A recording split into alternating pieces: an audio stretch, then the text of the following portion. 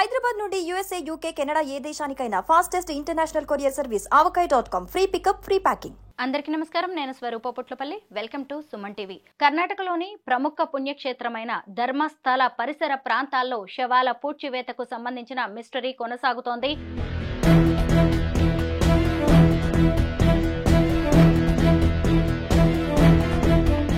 అక్కడ సిట్ బృందం తవ్వకాలు జరుపుతుండగా ఒక మగ వ్యక్తికి సంబంధించిన అవశేషాలు బయటపడ్డాయి.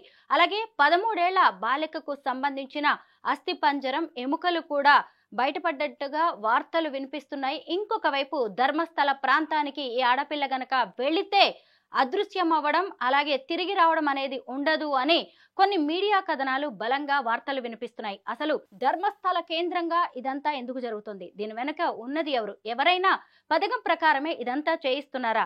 ప్రస్తుతం నాతో పాటు బెంగళూరు నుంచి కాంగ్రెస్ స్పోక్స్ పర్సన్ స్వాతి చంద్రశేఖరరావు ఉన్నారు. తనతో మాట్లాడదాం. నమస్తే స్వాతి గారు. నమస్తే. సిట్ జరుపుతున్న తవ్వకాల్లో ఓ మగ వ్యక్తికి సంబంధించిన అవశేషాలు బయటపడ్డాయని తెలుస్తోంది. అసలు ఏం జరుగుతోంది ధర్మస్థలలో ప్రస్తుతం? స్వరూప గారు, చూడండి, ఆల్రెడీ ఒక అనామధేయ వ్యక్తి వచ్చి సవాల్ని నేను బరీ చేశాను అండ్ ఇప్పుడు నాకు దాన్ని చాలా బాధగా ఉంది, నాకు గిల్టీగా ఉంది అని చెప్పి వచ్చి కంప్లైంట్ చేసి state has taken this very seriously. Home ministry ఇది లేదా, ఎందుకంటే ధర్మస్థలం అనేది ఒక పుణ్యక్షేత్రం. ధర్మస్థలం కేవలం కర్ణాటక ప్రాంతంకి రాష్ట్రానికి మాత్రం సీమితం కాదు, మొత్తం భారతదేశాల నుంచి గ్లోబల్ నుంచి ఇక్కడ డివోటీస్ ఉన్నారు. ఇక్కడ మంజునాథ స్వామిని దర్శనం చేసుకోవడానికి వస్తారు. అలిగేషన్ ఏముంది, అది సరియో తప్పో మనకు అసలు తెలియదు. కానీ దాని గురించి ఒక థరో ఇన్వెస్టిగేషన్ అవ్వాలి అని state government has taken it up very seriously and ఒక special investigation team SIT form చేసింది. సో SIT ఫామ్ అయిన తర్వాత మీడియాలో కావచ్చు, సోషల్ మీడియాలో కావచ్చు, రకరకాల గాసిప్స్, రూమర్స్ దీని గురించి మనకు వస్తూ ఉంది అండ్ మనకు తెలుసు కూడా. కానీ మనకు తెలిసిన రెండు మెయిన్ కేసెస్ గురించి నేను మాట్లాడాలి అంటే, ఒకటి 2012-13 లో జరిగిన సౌజన్య మర్డర్ కేస్, 2 నెలల ముందు జరిగిన ఒక వ్యక్తి హత్య అండ్ అతను ఎవరు ఏంటి అని ఆల్రెడీ ఐడెంటిఫై చేశారు. వాళ్ళు ఇంటి వాళ్ళు కూడా కంప్లైంట్ ఇచ్చారు అండ్ వాడు అసలు బ్రతకలేదు అనే ఒక కన్ఫర్మేషన్ అయితే మనకు ఒక 2 months ముందు మనకు తెలిసింది.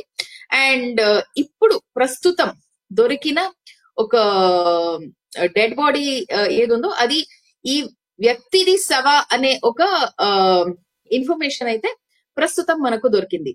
But what ever said and done when SIT is in force. So నేను ఒక ప్రభుత్వాన్ని రిప్రజెంట్ చేస్తూ నేను కాంగ్రెస్ స్పోక్స్ పర్సన్ అయ్యి ఒకటైతే చాలా very clear, SIT complete report ఇయ్యే వరకు దీని గురించి మాట్లాడడం అసలు it makes no sense. Because ఎందుకంటే బయట ఉన్న రిపోర్టర్స్ ఏదైనా చెప్పొచ్చు, ఏదైనా మాట్లాడొచ్చు, ఏదైనా రిపోర్ట్స్ ఇవ్వచ్చు, కానీ SIT ఏ రిపోర్ట్స్ ఫైనల్ గా ఇస్తుందో దట్ ఇస్ ఫైనల్.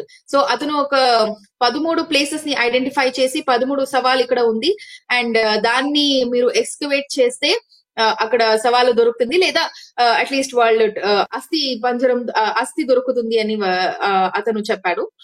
సో దాని మీద SIT has taken it up seriously and 2 రోజుల నుంచి అక్కడ గ్రేవ్ ని డిగ్ చేయడం ఇవన్నీ పని జరుగుతుంది. కానీ ఎంత దొరికింది, ఏది దొరికింది, what is the final result, ఇది వాట్ SIT చెప్పిన తర్వాతనే మనం చెప్పగలుగుతాం. స్వాతి, ఒక 13 ఏళ్ల బాలికకు సంబంధించిన స్కెలిటన్ కూడా దొరికినట్టుగా చెబుతున్నారు. ఆ పాప మీద ఇన్నర్స్ లేవు, ఒంటి మీద గాయాలున్నాయని చెబుతున్నారు. అయితే ప్రభుత్వ ప్రతినిధిగా ఇలాంటి వాటికి కూడా ఒక క్లారిటీ ఇవ్వాల్సిన బాధ్యత మీ మీద ఉంది. దీనికి సంబంధించి మీరేం చెప్తారు? తప్పకుండా స్వరూప, అక్కడ ఏదైనా ప్రమాదం జరిగింది అనేది ప్రూవ్ అయితే అసలు will be the first one to take the action. కానీ ఇప్పటి వరకు ఏది అలాంటి ఇన్ఫర్మేషన్ యాక్చువల్లీ SIT నుంచి గవర్నమెంట్ కో లేదంటే హోమ్ మినిస్టర్ కో దొరకలేదు. బయట ఉన్న మీడియా రిపోర్ట్స్ కావచ్చు, మీకు తెలుసు ఒక చిన్న గ్రామం ధర్మస్థలం అనేది చాలా ఒక పల్లెటూరు, కానీ దాంట్లో కొంచెం మోడర్న్ పల్లెటూరు అని మనం చెప్పొచ్చు. సో ఒక చిన్న పల్లెటూరులో కావచ్చు, కానీ ఇప్పుడు అర్బన్ లో అయినా ఇలాంటి ఒక ఇన్సిడెంట్ జరిగితే, మన పక్కింట్లో ఇలాంటి ఇన్సిడెంట్స్ జరిగితే ఎన్ని రూమర్స్ బయట వస్తాయి, ఎన్ని కథలు బయట వస్తాయని మనకు తెలుసు. సో ఒక పల్లెటూరులో ఇలాంటి ఇన్సిడెంట్ జరుగుతుంది అండ్ మొత్తం కంట్రీ మీడియా దీని గురించి అవగాహన పెట్టింది అండ్ దాని గురించి ఇన్ఫర్మేషన్ తీయాలి అని ప్రయత్నం చేస్తుంది. సో ఇలాంటి పరిస్థితిలో, ఇలాంటి సందర్భంలో చాలా రూమర్స్ బయట వస్తుంది. కానీ I request media to not bag, especially serious medias కావచ్చు, మెయిన్ స్ట్రీమ్ మీడియాస్ కావచ్చు, ఇలాంటి రూమర్స్ ని మీరు బ్యాక్ చేసుకోకుండా please wait for SIT reports. ఒక మాజీ పారిశుద్ధ్య కార్మికుడు చెప్పిన దాని ప్రకారం ఇదంతా జరుగుతోంది. ధర్మస్థల మీద చాలా పెద్ద ఇష్యూ అయితే మొదలైంది. అయితే ఇతను ఎవరు, ఎన్ని రోజులు అక్కడ పనిచేశాడు, ఇతని ఫాస్ట్ ట్రాక్ రికార్డ్ ఏంటి అనేది కూడా మనం చూస్తూ ఉంటాం కదా. దానికి సంబంధించి ప్రభుత్వం దగ్గర ఏదైనా వివరం ఉందా? ఇతనే ఒక స్టేట్మెంట్ కోర్టుకి ఇచ్చాడు. ఇతను అక్కడ పని చేశాడు కొన్ని సంవత్సరం, దాని తర్వాత కొన్ని సంవత్సరం బయట ఉన్నాడు, అక్కడ పని చేయలేదు. ఒక రిపోర్ట్ అయితే ధర్మస్థలం నుంచి మనకు వచ్చిన రిపోర్ట్ అయితే వాళ్లే వీటిని పని నుంచి తీసేశారు అనే ఒక రిపోర్ట్ ఉంది. దాని తర్వాత వీడే లేదు నేను తప్పు చేశాను అనే ఒక గిల్ట్ తో బయట వచ్చేసాడు అనే ఒక రిపోర్ట్ ఇతను స్టేట్మెంట్ ఇతను ఇచ్చాడు.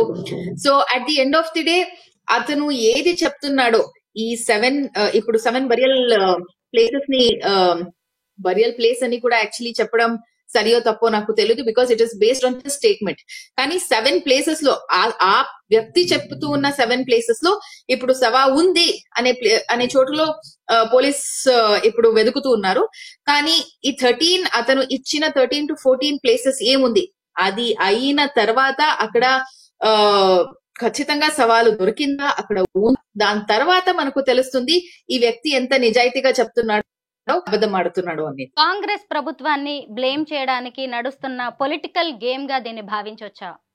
మనం అతనికి చెప్పలేదు వచ్చి కంప్లైంట్ ఇవ్వమని, మనం చెప్పలేదు ఇలాంటి పరిస్థితి అక్కడ ఒదగించాలి అని. సో 2012-13 లో ఈ సౌజన్య కేసు యాక్చువల్ గా ఏం జరిగిందో అప్పుడు మన సర్కారం లేదు అక్కడ. అప్పుడు ఉండేది it was BJP government. 3 chief ministers మారారు. యడియూరప్ప వచ్చారు, దాని తర్వాత సదానంద గౌడ వచ్చారు, దాని తర్వాత జగదీష్ షెట్టర్ వచ్చారు.